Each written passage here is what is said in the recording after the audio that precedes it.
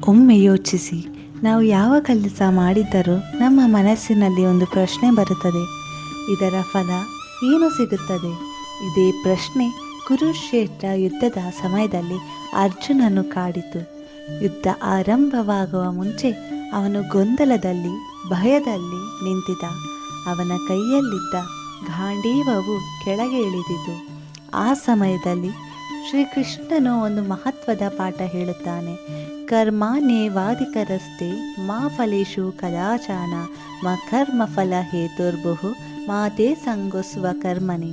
ಈ ಶ್ಲೋಕದ ಅರ್ಥ ಏನು ಅಂದರೆ, ನಿನಗೆ ಹಕ್ಕು ಇರುವುದೇ ಕೆಲಸ ಮಾಡುವುದರಲ್ಲಿ, ಫಲದ ಮೇಲೆ ಅಲ್ಲ. ಇದು ಕೇಳಲು ಸರಳವಾಗಿ ಕಾಣುತ್ತದೆ, ಆದರೆ ಇದು ಅಪಾಯಕಾರಿ ಪಾಠ. ತಪ್ಪಾಗಿ ಅರ್ಥ ಮಾಡಿಕೊಂಡರೆ ನನಗೆ ಫಲ ಬೇಕಿಲ್ಲ ಎಂದು ನೀನು ಸೋಮಾರಿಯಾಗುತ್ತೀಯಾ? ಆದರೆ ಸರಿಯಾಗಿ ಅರ್ಥ ಮಾಡಿಕೊಂಡರೆ ನಾನು ನನ್ನ ಶ್ರೇಷ್ಠ ಪ್ರಯತ್ನ ಮಾಡುತ್ತೇನೆ ಎಂದು ನೀನು ನಿರ್ಭಯವಾಗುತ್ತೀಯಾ? ಇಂದು ನಾವು ಎಲ್ಲರೂ ಅಂಕಗಳು, ಕೆಲಸ, ಯಶಸ್ಸು ಬಗ್ಗೆ ಭಯದಲ್ಲೇ ಬದುಕುತ್ತಿದ್ದೇವೆ. ಆದರೆ ಶ್ರೀಕೃಷ್ಣ ಹೇಳಿದು ಒಂದೇ ಮಾತು: ನಿನ್ನ ಪ್ರಯತ್ನದ ಮೇಲೆ ಗಮನ ಕೊಡು, ಫಲದ ಭಯವನ್ನು ಬಿಡು. ಯಾಕೆಂದರೆ ಫಲದ ಭಯ ಹೋಗಿದ್ದಾಗ ನಿನ್ನೊಳಗಿನ ಶಕ್ತಿ ಹೊರಬರುತ್ತದೆ. ಇದು ಕೇವಲ ತತ್ವಶಾಸ್ತ್ರ ಅಲ್ಲ, ಇದು ಬದುಕನ್ನು ಗೆಲ್ಲುವ ಮಾರ್ಗ. ಇದು ನಮ್ಮ ಭಾರತದ ನಿಜವಾದ ಮೂಲ. Stay rooted, stay connected with roots of Bharat. Jai Hind.